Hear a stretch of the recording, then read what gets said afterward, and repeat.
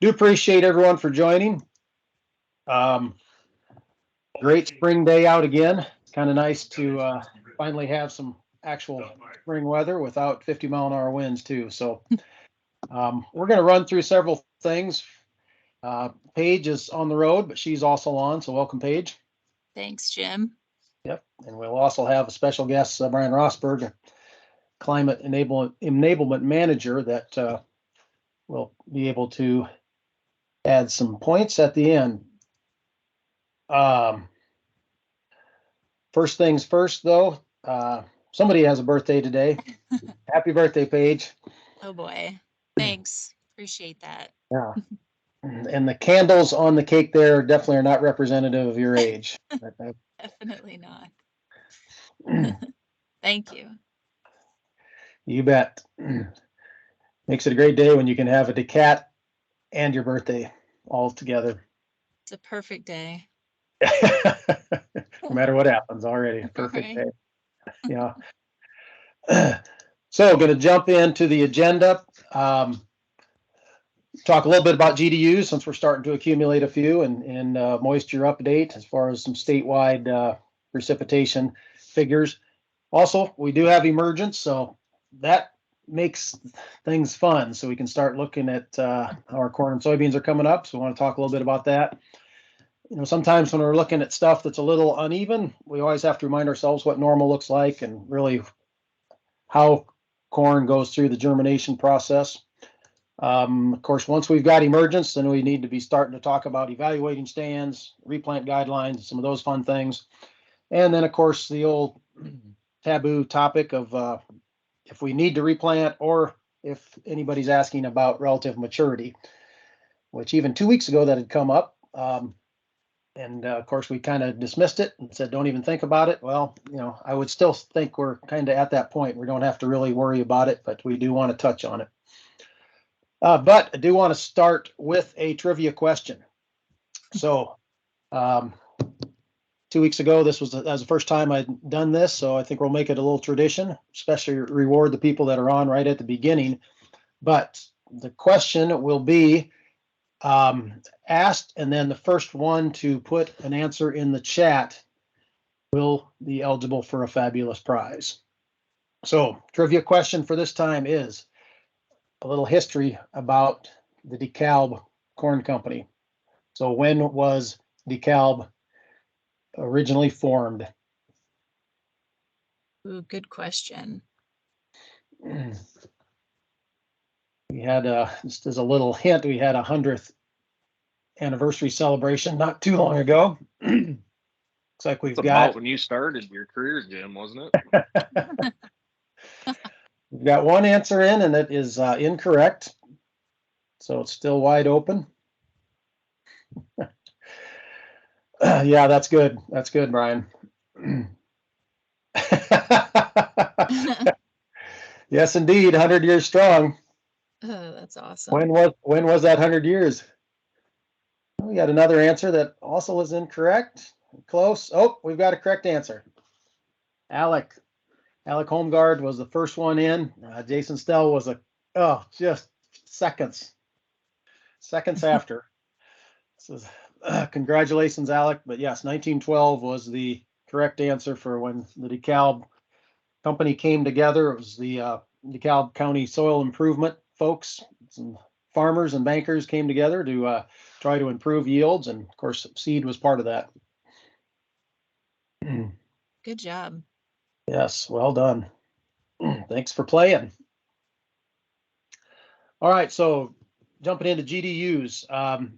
As of this morning, just looking at some different locations around Northwest Iowa. I guess it's interesting to note that everywhere is above normal, except for Storm Lake. Storm Lake, for some reason, is sitting right at normal, but I guess courtesy of the warm nights we've had lately, we've been able to push ahead. And Paige, what's significant about the dates right now as far as our GDU accumulation right now, as far as where we're at from the 26th of April? Didn't know I was going to have another trivia question. I don't know, Jim. What is that? Well, basically, most of those GDU accumulation figures are about where we're at for emergence. Right, right. Yes, that 100 to 120 is that kind of sweet spot in there when that emergence occurs. Yeah, so if you planted on the 26th, which was 2 weeks ago today, should be expecting emergence, especially for those areas that are a little bit farther south or that are closer to 120 GDUs. We'll talk a little bit more about GDUs as we get into corn emergence here in a bit, but the accumulation of GDUs is always interesting to note, but sometimes early in the spring it's not 100% accurate as far as when things are supposed to emerge, and that's why that 100 to 120 is given as a range. But by the book, we should have emergence on corn planted 2 weeks ago. Yes. So I really like looking at moisture throughout the year. It dictates so much when it comes to our crop and, you know, how well we do in particular years. I would say planting conditions have been really good this year. Seedlings have been in decent soil moisture. Up until this weekend, I definitely know that we needed some more moisture across, I'd say, northwest, west central, north central Iowa. So the rain that we got this past weekend and this week has been great. You know, that topsoil was starting to dry out. As I was driving around on Sunday, I could tell a huge difference out in the fields as far as with emergence. But overall, looking at this departure from normal precipitation, I pulled this from March 1st to May 6th, and we're about 1 to 3 inches behind average when you look at I would say the northwest area, central Iowa, but we can definitely make up that time, that moisture, uh, with moisture to come. Yeah, something about day after day of 40 and 50 mile an hour winds really dried things out on top. But yeah, Yes. no one would turn a rain away. And yeah, I'd say especially late last week, some of the planting conditions were starting to get dry, especially as we went into the western side of northwest Iowa. Probably better than the last 2 years as far as getting seed into moisture, but still we were really starting to get critical. Yes. But I would agree. See, overall, most of our planting conditions have been pretty darn ideal. So I just wanted to go through a couple of different field situations that I've been looking at within the past couple of weeks. So, you know, emergence is just getting going with some of that early planted corn. I would say late last week saw some spiking through the ground, and it's coming through pretty well this week. So when I say that early planting, that April 11th, 12th, 13th, and then last night I was getting pictures from a grower of his April 27th planting date on lighter ground. Everything shot out of the ground. You could row it throughout the entire field. But this first picture here is Webster County, planted April 11th. You can kind of see the sequence and time as far as what things were looking like out there. You know, May 3rd was really starting to come through the ground. This particular field, it looked pretty darn consistent out there. There was just a little lag here or there, but you know, every field situation is going to be different. So if you move to the next slide, Jim. So this is April 12th planting date, Sac County.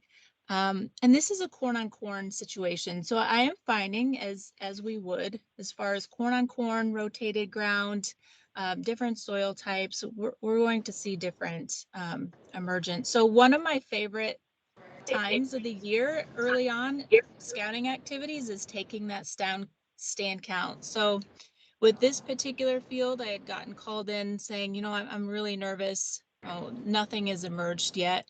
And you can see some differences. This was split planted out there.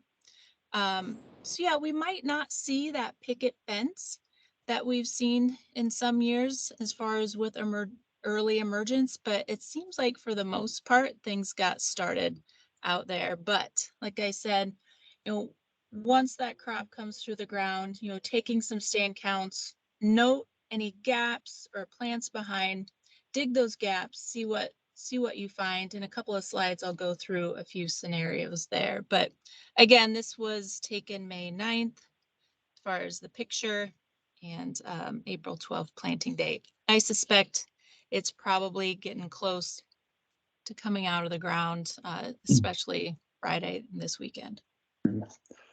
Yeah, and I would certainly agree. Anytime we have the corn in the ground, 3.5, I mean, really, this is almost 4 weeks for some of these planting dates. You just know there's going to be staggered emergence. It's just not all going to come up right on that same day. But hopefully, as long as it stays close or not more than a leaf behind, that it'll still contribute and, still be able to develop into a normal plant. Yes. Yeah, so I'm going to go through a few quick slides on germination, emergence, and early vegetative growth. Just a quick refresher. As we know, that seed absorbs that 30% of water. That seed begins to swell after it absorbs that. And that radicle is the first to emerge from that kernel, and it starts to elongate. So something that we're going to have to think about this year is that coleoptile, as far as, the health of that and what that looks like with early germination and emergence. So as this slide says, it's about 4 to 8 days after planting as far as when things emerge, but a year like this, it could be a little longer. So if you can move to the next slide, Jim. These are some pictures from this year. So when emergence comes about, it's that elongation of that coleoptile and that mesocotyl, which is going upwards. So the coleoptile is that shield that protects the contained leaves, I guess is the best way to put it, as that shoot is pushed through that soil, due to the elongation of that mesocotyl. So when the coleoptile is damaged or the mesocotyl has irregular growth, as you see in that bottom picture, this is a picture that I had gotten on Sunday. So what's happening here is with that damage or that irregular growth, the leaves can break through that coleoptile. So without that protection of the intact coleoptile, it's very difficult for those leaves to penetrate through the soil surface. So this typically is seen through chilling injury, cold conditions, cold wet conditions. So likely the culprit this year. We can see that also with compaction. Not seeing much compaction. Overall soil structure looks really, really good. So yeah, again, like that bottom piece, 100 to 120 GDUs for emergence. In some situations, it's been just a little longer because Jim and I mentioned something in the newsletter this week. If you had taken a look at it, GDUs are a guide. It's not an exact science. It all depends on how many hours out of the day was above 50, and it could be 12 or 1 hour, but it is a guide though. Yeah, and a lot of good points there, Paige. Anytime it's cold or cooler with soil temperatures, which we know we had, those cells just do not become elastic, and that's where that chilling imbibition comes in. You just have those cells that actually break, and that's where you have problems with that coleoptile sheath staying intact. And we're given the seed, I think, every possible chance this year. Other than some local heavy thunderstorms and of course some hail from Monday night, hopefully we're not fighting too much of a crust. And even some of these seedlings that start to break that coleoptile sheath, if they're within a half inch of the surface and we're still mellow on top, they do have a chance. But you're right, if they unfurl underground and they're growing sideways, especially if we've got any sort of crust going on, then it's pretty much lights out for that particular plant.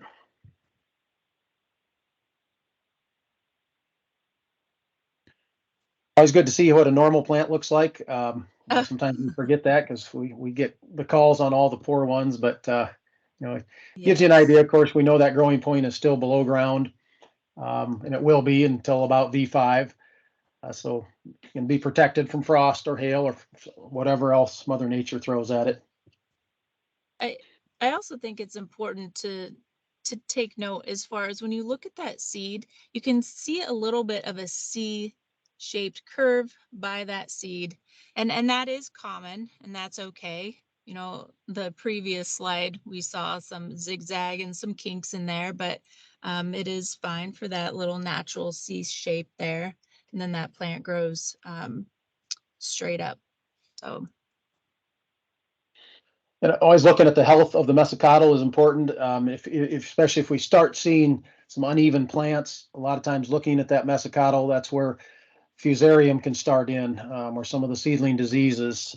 And if we see a V1 plant or a VC plant or a VE plant where it hasn't formed our leaves yet, and we've got some rotting taking place on that mesocotyle, that plant is probably going to be in trouble, because it's obviously still living off the seed and still living off the radicle and the lateral seminal roots. So that's another thing to look for as we start to see some unevenness with plants.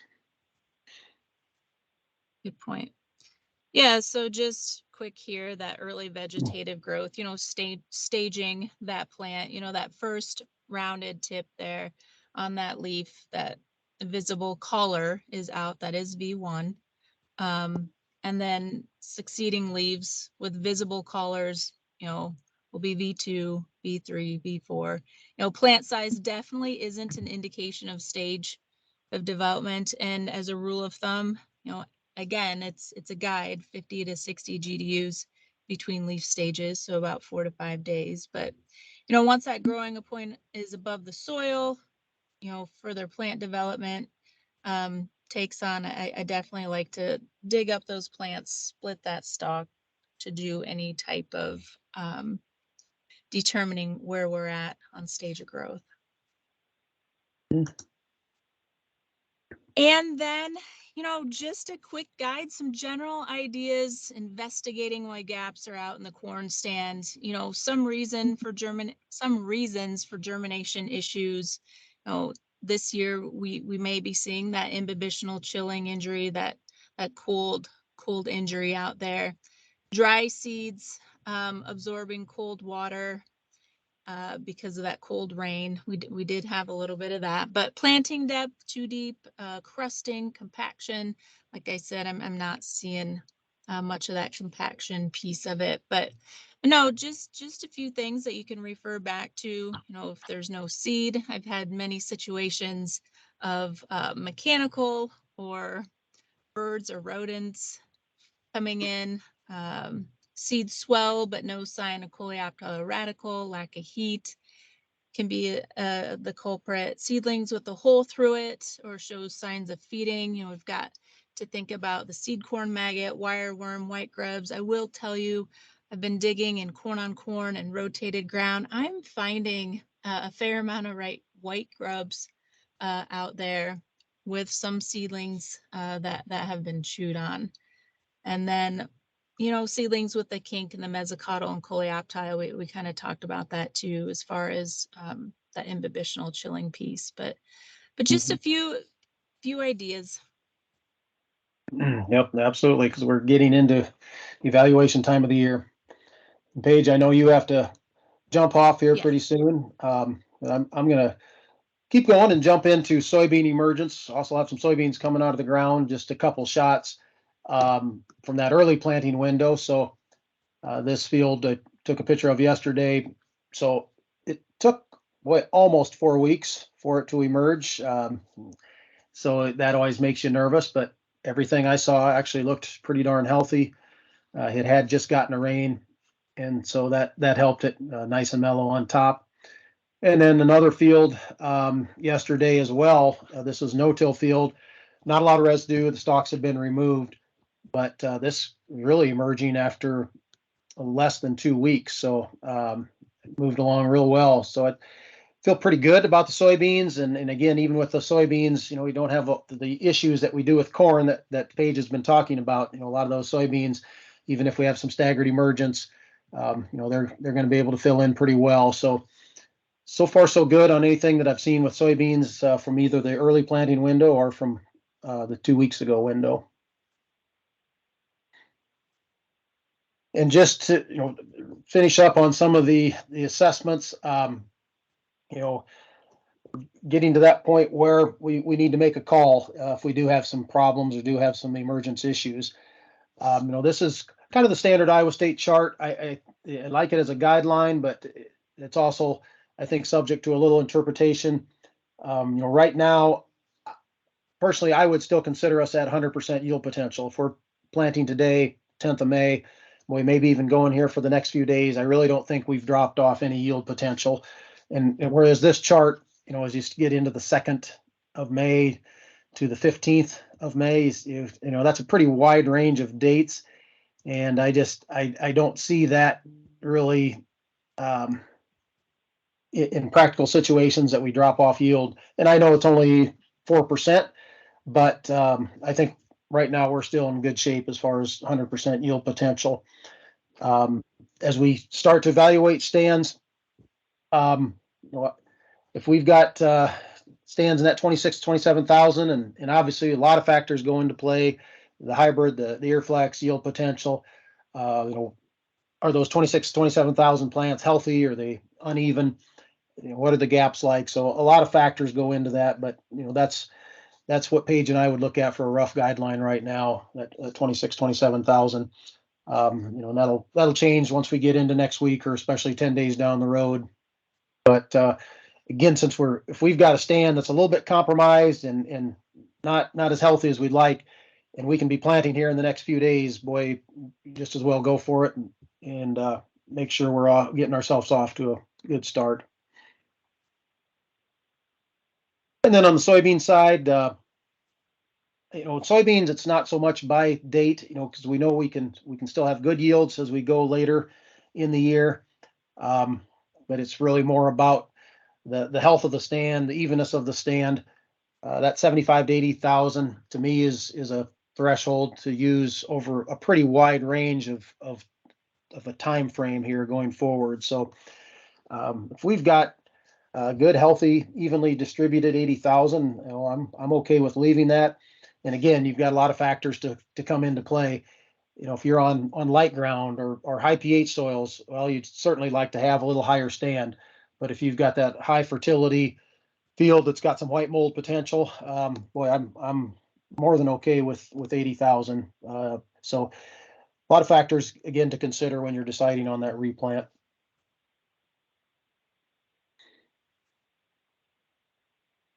And then lastly, the topic of maturities. And again, we touched on it 2 weeks ago, or we didn't even really need to touch on it, but the questions had been coming up. Of course, we're sitting here with a pretty high percent of corn planted as well as soybeans. But if some areas happen to get delayed, the question may come up, or if we're into some replant situations. But really, we've got, I would say, another 10 days before we really need to consider changing maturities. Unless someone is just really uncomfortable with a maturity, if they were pushing the limit for a lot of areas, if they were up there at 114, 115 day, may want to think that if they're looking at the 15th or the 20th of May. But for most of our normal planting windows or planting maturities, I would not be changing anything here for at least another 10 days. And obviously on soybeans, not even a consideration. We know we can go well into June, so I don't even know why I brought it up on soybeans, because it's not something we want to even think about changing. I'm going to turn it over to Brian to finish up, but I guess open it up to the group. Any questions or comments or anything that you're seeing in the field for emergence so far? You certainly can put it in the chat or come off mute and make any comments.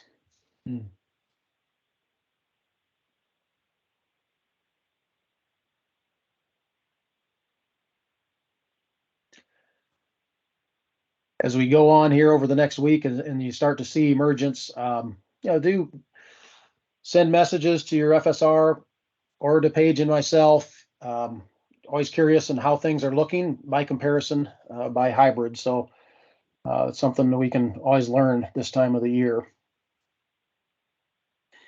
Brian, I am going to turn it over to you. know we've just got a few Okay. minutes left, but give you a chance to talk a little bit, give us some of the updates from the climate side. And again, if anybody wants to put comments in the chat, feel free. You see that all right? Yeah, except some ugly mug right there, kind of in the middle.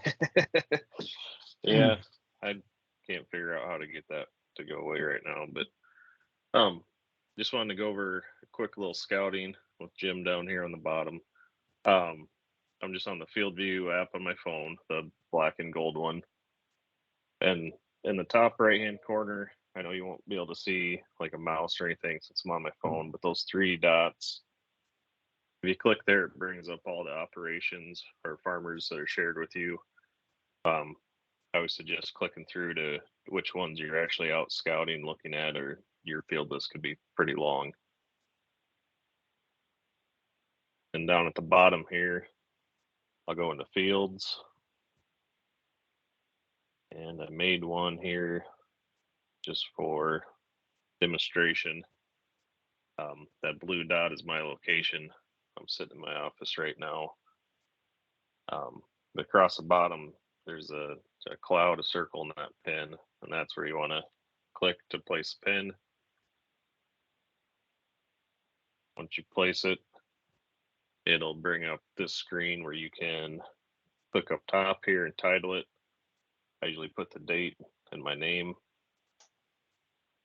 That way, the grower knows who's out there if they're shared with you, making any notes.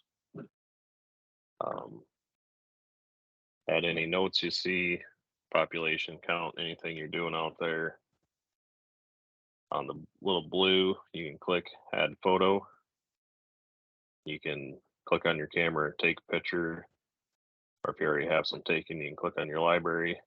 And I took a screenshot of Paige's emergence there from a previous slide, so I'll put that on there. Then, like I said, just take as many notes as possible, whatever you want them to see. You can click save, it'll save it to their account. Or you can click that on the top bar there, there's that up arrow next to save. You can click that and text it right to the grower as well. It'll send your title, description, and any of the pictures. And then you can add some more text on the text message as well, just letting them know you're out there and what you're finding.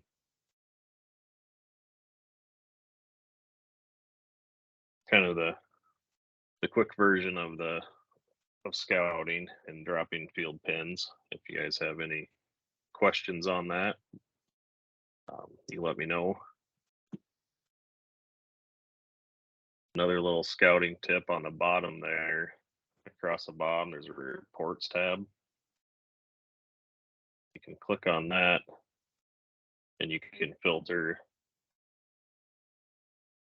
what operations you want to see, planting, corn or beans, and you can filter it by hybrid, whatever you want. So if you do see an issue with emergence, anything like that, you can go click into the hybrid and it'll have each field it's planting on across the different people that are shared with you.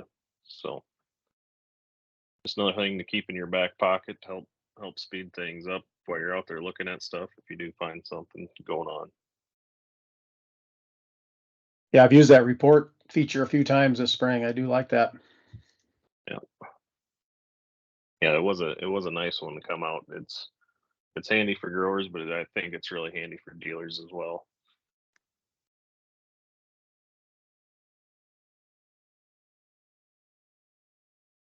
I will stop sharing that unless someone has a question and wants to see anything on there.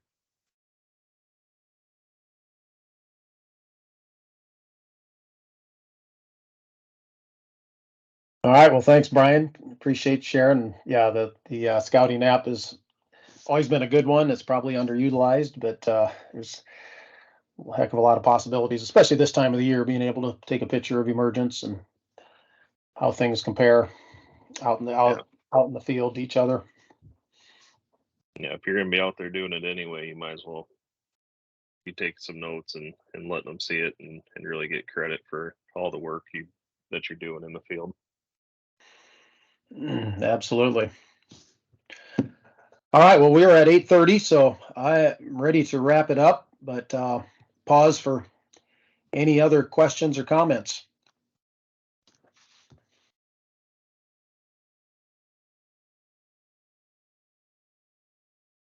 All right, well, we will close it down. Let me get to the last slide.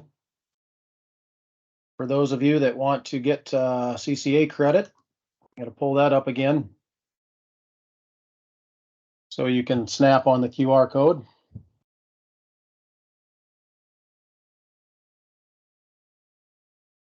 Just give a few seconds for that to come up. You put in the time, just as well get the half credit of crop management.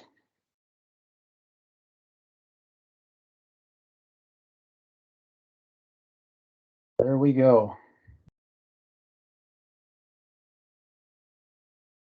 Get a chance to take a look at that. Once again, thanks everyone for being on. Appreciate your attendance, and for dealers, we sure appreciate what you do for us this time of the year.